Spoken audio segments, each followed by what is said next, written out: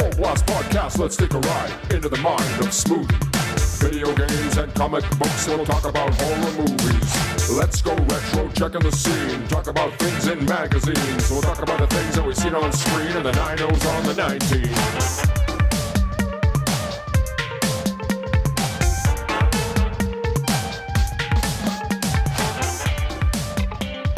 Oh yeah, what is going on?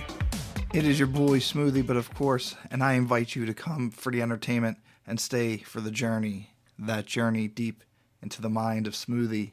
If you are new here, welcome and hello. I appreciate you taking the time to check out the show. Don't forget to subscribe to, rate, and review the show wherever you get your podcast from. Without further ado, it is time to get into this week's episode, so sit back, relax, pop some popcorn, pour a bowl of your favorite cereal, and let's get started.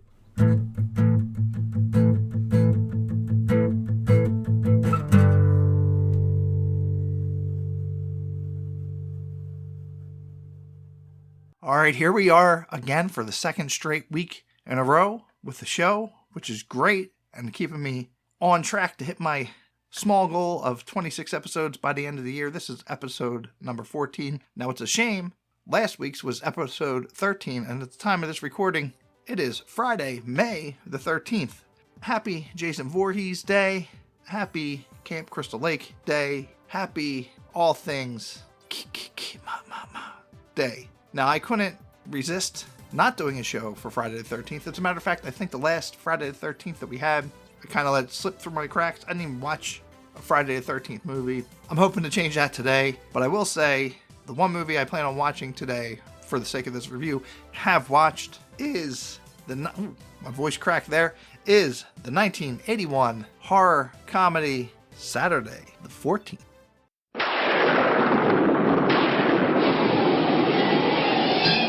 It gets bad on Friday the 13th, but it gets worse on Saturday the 14th. The Book of Evil!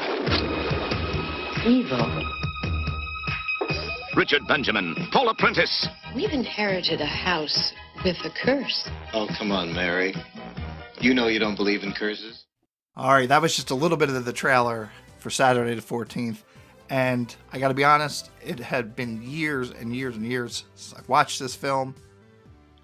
And I don't even think when I was younger I even watched it all the way through. I may or may not have. I just remember one particular scene at my friend's house. Now, I mentioned my friends, I believe, before in the, I want to say, My Bloody Valentine episode. And that was a couple years ago. Go back and check it out. But their dad had a lot of taped movies off of TV and such. They had all the premium channels. And I remember one of these movies being Saturday the 14th, and I distinctly remember the bathtub scene with the creature from the Black Lagoon-esque creature that emerges from the bathtub. You see it in the trailer. It's in the trailer, and it kind of reminiscent almost of the scene in A Nightmare on Elm Street with Freddy's glove coming up from up under the water, only it's this full sea creature from the Black Lagoon, not Blue Lagoon type creature. So that always stuck in my mind. I was excited to go back and revisit this movie, possibly for the first time fully. Right now it's currently streaming on Shudder, and I knew that everybody else and their mother would be doing Friday the 13th related content today. And let's be honest, this episode probably won't be released until tomorrow, which would be Saturday the 14th. So it's very much timely and very much, well, it's the 14th episode. So there we go. Saturday the 14th for the 14th episode. Enough chit-chatting about it. We're going to get in, take a little bit look at the movie, mini review, summary, whatever you want to call it. We'll look at some of the cast and characters, maybe some fun facts here and there. But I'm going to shut up now. It's time to get into it. Let's get the show on the road. So, Saturday the 14th, 1981. What a strange trip that was, watching it. To be completely transparent, I am recording this I watched Saturday the 14th last Friday, or Friday the 13th, with the intentions and hope to get the episode out by Saturday the 14th. But lo and behold, the curse of Saturday the 14th runs alive and well right here. Every time I sat down to record, something came up. I'd get halfway through, there would be some kind of noise outside, somebody would start talking, whatever the case may be. We're here now, a week later, but we're doing it and we're getting it done. So please forgive me if this seems very abbreviated and short, because I am determined to get this episode out and not scrap it. So here we go. Saturday the 14th. Some production information with the film. Multiple release dates. It had a limited release in the summer of 1981, August 14th, 1981 to be exact. And its major premiere was in Los Angeles on November 20th, 1981. It made $4 million at the box office. And it was distributed by New World Pictures. A little bit of information about the crew, more or less the writers and the director of the film. So the director, Howard R. Cohen. Other films that he worked on were, as a director, Space Raiders, never heard of it. Saturday the 14th Strikes Back, heard of it, never seen that one. He also did some writing work on such classics as The Young Nurses, Vampire Hookers, and, of course, we can't forget Rainbow Bright and the Care Bears television series. It's kind of a weird mishmash of things that he has worked on, so I suggest, I'm not going to get into all of that right now, but I suggest take a moment just to look through some of his filmography on IMDb. It's pretty interesting stuff. Next, the writer on the film, Jeff Begun. I didn't write it down, so I'm not sure if he did the main screenplay. I'm assuming he did. Other movies he wrote for, Pretty Smart and Neon City, to name a couple. Again, I wasn't familiar with really anything that he did writing work on. So he did some also production and directing work on such films as Inside the Love House. It's exactly how it sounds. Again, I encourage you, IMDb, go look them up. The movie Hard Bodies, that sounds familiar. Oh, excuse me, hitting the mic. I don't think I've ever seen that, but it sounds familiar. But again, you can do your own information search on that and get acquainted with it. And also, he served as the executive or co-executive producer on the movie Switchblade Sisters. Now, this was a good film. I had the fortune of checking this out. It might even still be on there if you're a subscriber to the Arrow video streaming service. It's I think it was in the 60s or 70s. It's just about a girl gang who, of course, the switchblade is their weapon of choice. Really good. I caught it early on in the morning after watching Microwave Massacre. So it was kind of like a nice surreal blast of the past at like 2 o'clock in the morning. So Switchblade Sisters, definitely check it out. Definitely worth a watch.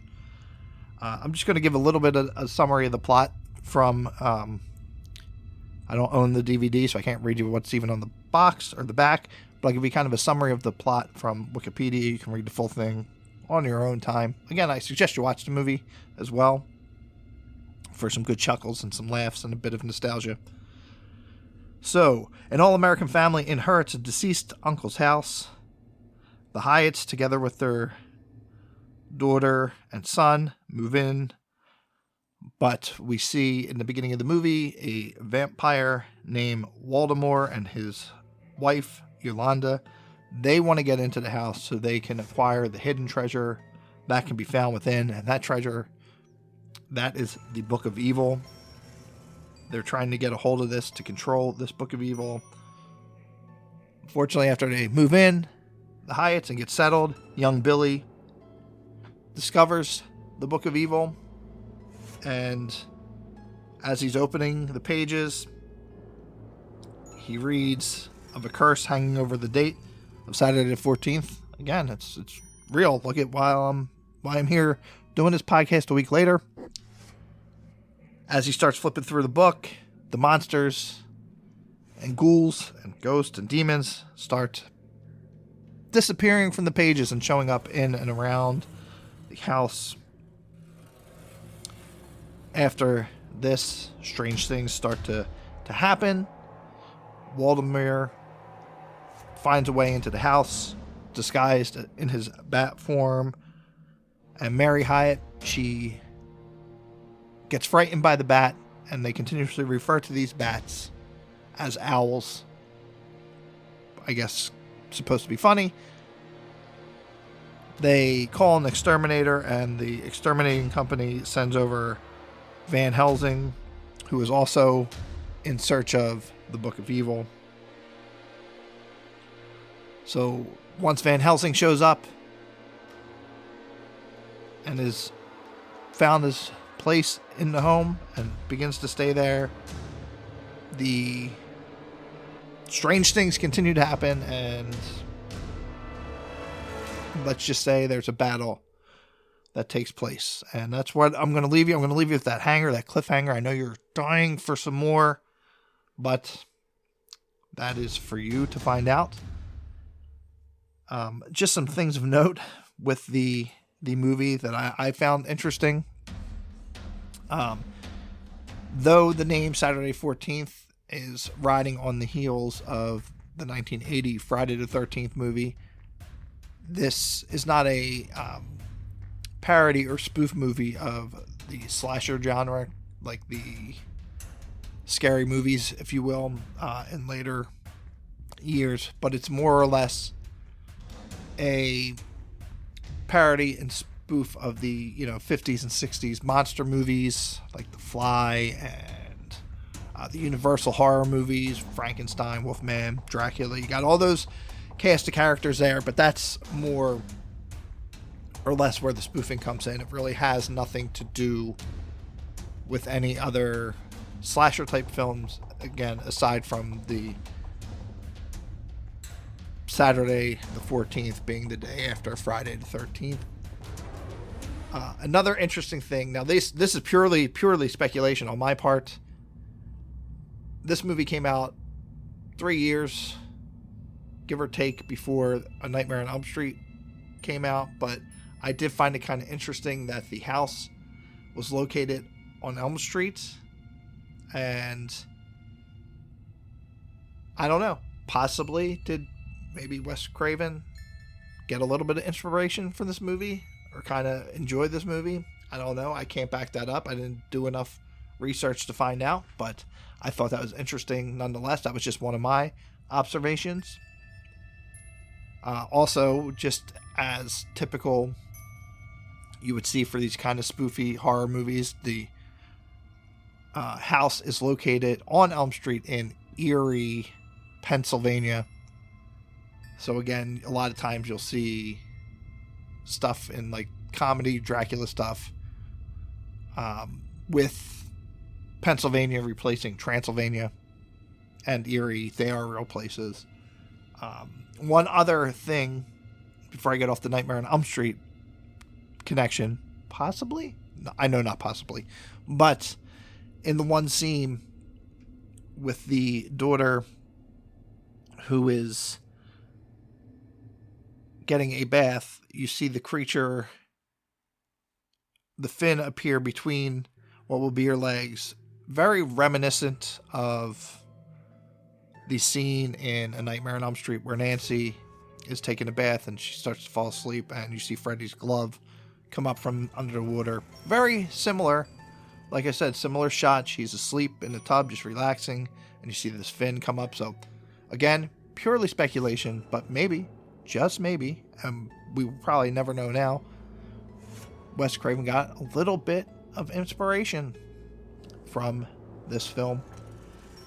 The other thing to note, too, again, purely speculation, but it seemed very much similar to like the Monster Squad movie, which would come out years later as well. But Again, all could be coincidences, but very similar situations afoot. So who knows, but that's just something that I pointed out. And the last cool thing about this movie to me, I mean, the effects were laughable to say the least. And I know that's what they were going for. They weren't going for anything major, high tech, or high budget. They were going for the pure laughs. The costumes looked ridiculous. Like, you could see that they were masks they were wearing.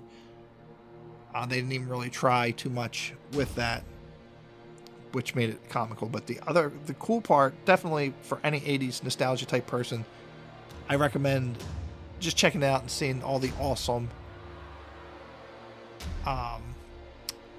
80s products and packaging and little bits of nostalgia you can see in there. Of course, they were new at the time of the filming, but now looking back on it, there was some classic stuff. You see classic cereal boxes. They were eating Count Chocula, which also tied into the whole parody piece.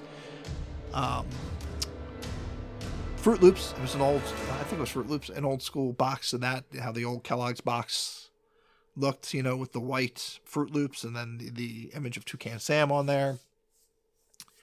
There was even a delivery person who showed up to the house late in the film, and in the top of his bag has the classic package, which I love, and they've re-released this, but even though they re-released the packaging for the classic Doritos, they still never taste quite the same as I remember them coming out of that original packaging. So many different other products in there, and I probably missed some, and there's probably other things I was kind of not giving full attention to it. It's kind of doing some other things while watching it, but definitely worth your time. I'll have to go back and revisit it. It wasn't, I don't know if I could say it holds up in today's world, but definitely worth checking out, especially to get your nostalgia fix. And now we're just going to jump into the cast here, and then we're going to get out of here, and we're going to put this episode in the books. John Hyatt, the patriarch of the family, was played by Richard Benjamin. Richard Benjamin was an actor, director, producer.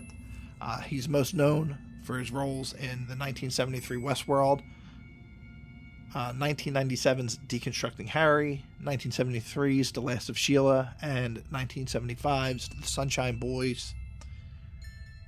Mary Hyatt, his wife, played by his real-life wife, Paula Prentice. She was a popular actress in the 60s and 70s. She was in the 1975 film The Stepford Wives, 1960s Where the Boys Are.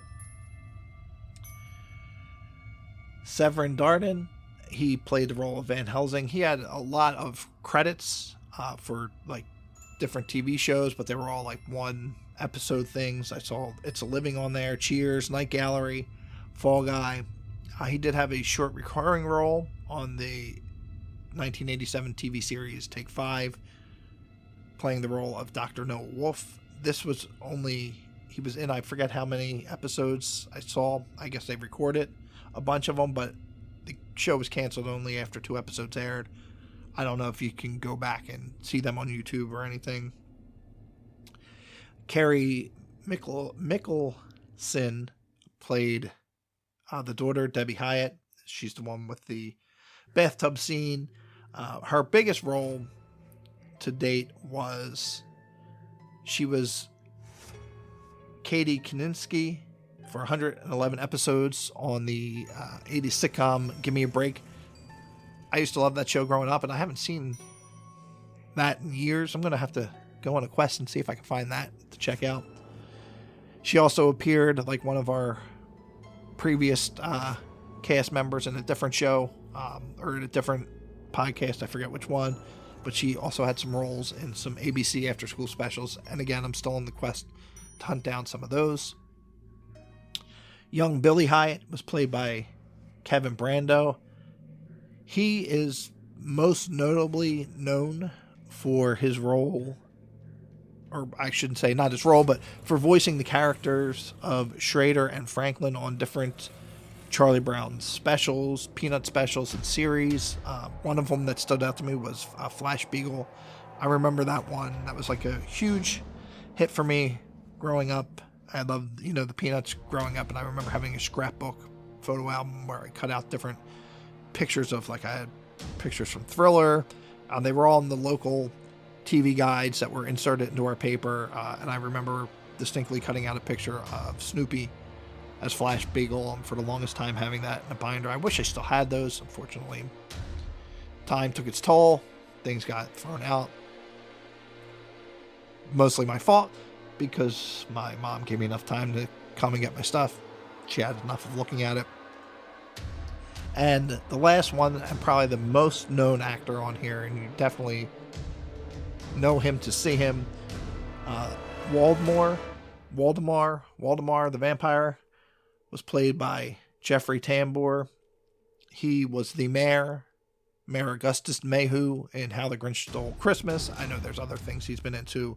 Most recently, his big role for 87 episodes was playing the character of George Bluth Sr., Oscar Bluth. That's how it was listed on IMDb, on the TV show Arrested Development. That's another one that I have to go back and watch. I've heard nothing but good things about it, but I have so many TV shows to catch up on, both old and new.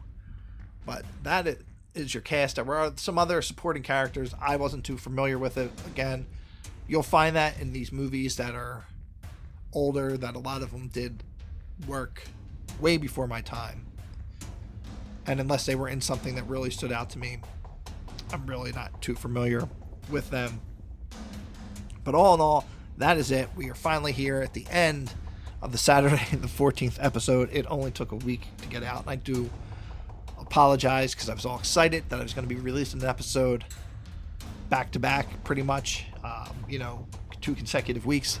That didn't happen, of course, but it's only another week out, so it'll probably be out here shortly. So Saturday 14th. What can I say? If you like parody movies and you like the 80s and you like bad effects, or comical effects, we'll say, and that's exactly what they were going for, then Saturday 14th is definitely the movie for you.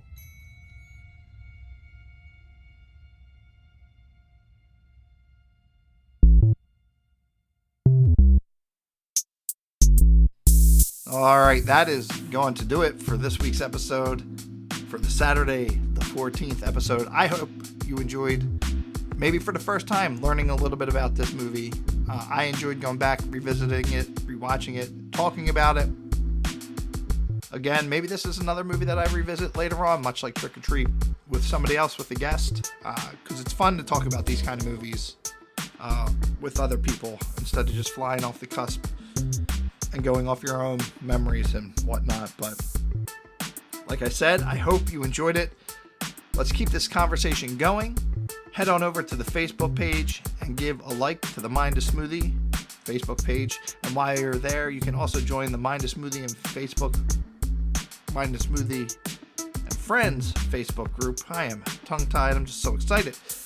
You can also follow me on Twitter and Instagram at Mind a Smoothie for video content. Of course, visit youtube.com/mindofsmoothie, and for all other news, updates, and maybe to see if I've actually done anything with it, visit mindofsmoothie.com.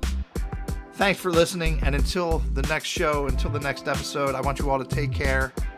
God bless, and stay smooth, and have a good one.